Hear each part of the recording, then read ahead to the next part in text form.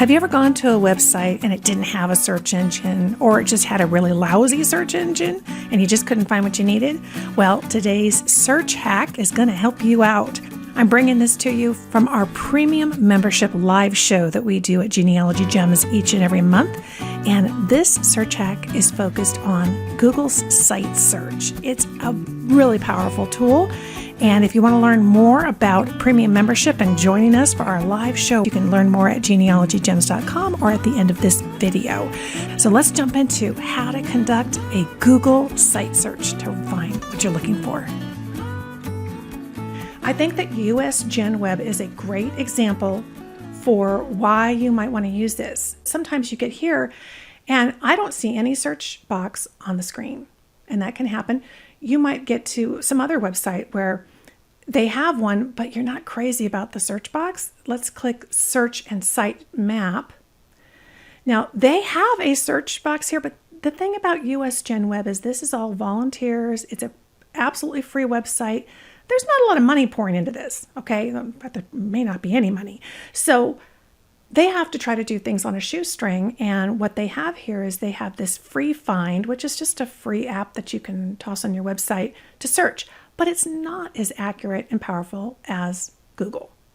So let's go back to our home page, and we're going to be able to use the Google site search in order to search thousands of pages on the USGen website, which is chock full of all kinds of information gathered together from genealogists around the world who have all donated their information to say, help each other find stuff by location. Let's say I want to look for some records in Indiana. I'm going to use the map on the front page. I'm going to go to Indiana. Notice something interesting. The USGen website URL was usgenweb.org. But look at the URL here. This is really important. If we were to site search usgenweb.org, it probably wouldn't be able to actually search within all of the Indiana records, because the way that this website is structured, in order to keep it free and let everybody, all these different coordinators and volunteers contribute, is they have set these layered domains, if you will. They're websites within websites, kind of, the way to think about it. So this is the URL I want to search, because you want to get to that location. So I'm going to take that and I'm going to copy it. Okay. I just did Control-C on my computer. I could also right-click, copy. Now I'm going to go to Google. It popped over into a different web browser. Okay, so I'm going to do here Hulse site : and I'm going to paste it.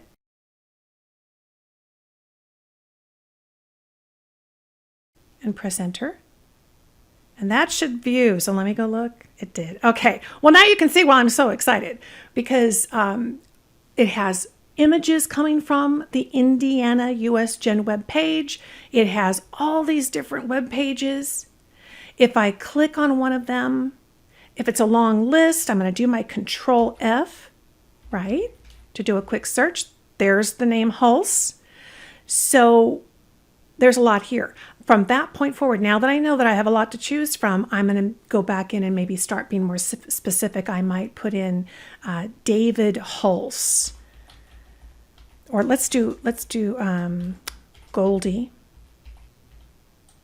with an asterisk, because I'm not sure if there's a middle name. And we could even do, well, let's just do that and see. There's a page. Fantastic. But we could, so you can see I'm incorporating other search operators.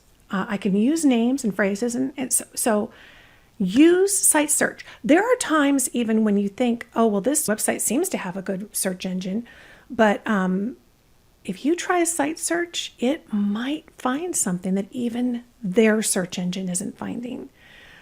So it never hurts if you're really digging for something and you just feel like it might be there, but you're not seeing it. Go try using a site search. It's a fantastic option. Okay, so, and you will keep in mind, of course, that check that URL, look at it, make sure you're really still on the same website you thought you were on, because you want, when you're telling Google to search a site, you know, it's not going to go outside of that.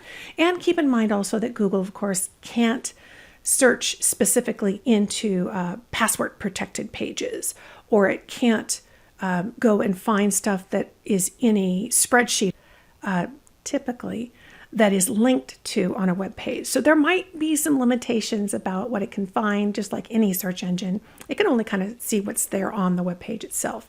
But you want to make sure that you're on the right URL.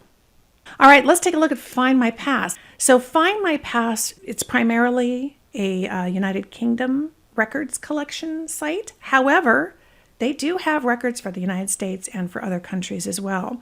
But it's primarily focused on British records. Well, here at their site, they don't have a page within the catalog, at least that I'm not familiar with. But when I looked it up, what they do is every Friday they come out and they announce what their new and updated records are. So the page they kind of have dedicated to that is findmypast.com/blog/new, and they collect them starting with the most recent blog posts they did, all their Friday new records posts. So because this is going to be really challenging, you don't want to click through and read every one, right? If you're looking for something specific, I wanted to bring to your attention a little trick that you could do. It's called a site search, and it's on Google. So I'm going to open up a new tab here and go to Google. Okay. So when you have a website like that and you think, I really want to quickly search through just this content, all these pages they have listed here under this URL, not under the entire findmypast.com, but under their blog, how can we do that? We're going to take your mouse and just copy this, and you can do Control-C on your keyboard. We're going to use the power of Google's search engine to search just within all of these. So it's like there's a search box here on the page, but there isn't. We're going to jump over to our Google tab. Okay. Now, let's say I am looking for, there's a newspaper called the Derbyshire Advertiser. Derbyshire Advertiser. And I'm wondering, do they have any new or updated records for that newspaper? Before I search for this, I'm going to get right in front of that, and I'm going to make this a phrase, because that's the title of the newspaper. I want it to be an exact phrase, just to be as specific as I can out of the gate. And then we're going to tell Google which website we want to go and search for that phrase. So we're going to type SITE:. So that's a search operator. And if you have my book, you've seen all the search operators. We've talked about some in some of our premium Google videos. Quotation marks is a very popular one. We use the minus sign to subtract words, but this is an operator we don't use quite as often, but it's really powerful. It's going to allow us to tell Google exactly what we want search on which website. So remember, we copied our URL to our clipboard. I'm going to do Control-V like Victor and paste it. It even wrapped, but that's okay. Notice there's no space between the colon and the URL. Now I'm going to press enter on my keyboard. Look what that did. It's saying, okay, I searched for Derbyshire Advertiser as a phrase only on the new blog post over at Findmypast, and guess what? There were pages that mentioned the Derbyshire. In fact, I can see the dates here, March 31st of this year and April 14th. Pretty cool, huh? So we can click through and we're going to be taken over to that whole article, which Google did all the searching. I mean, look how long it is. Can you imagine if you had to spend all the time reading through all those things? Now, I want to find quickly on the page, well, but where was the advertiser? So I'm going to do Control-F, like find, and get our find box and type in Derbyshire. It immediately jumped there, didn't it? And there you are. I mean, here's the thing, my friends. There's never enough time to do genealogy. Put in the chat if by chance you have enough time, because we want to purchase some from you, because we don't have enough time, most of us. And we want to do things as fast as we can. So don't be clicking through all those blog posts. Use Google's site search to help you dig within it. And then when you get to that page, again, let's not waste any time having to read through all this. Use our Control F for find to search within the page. I love that.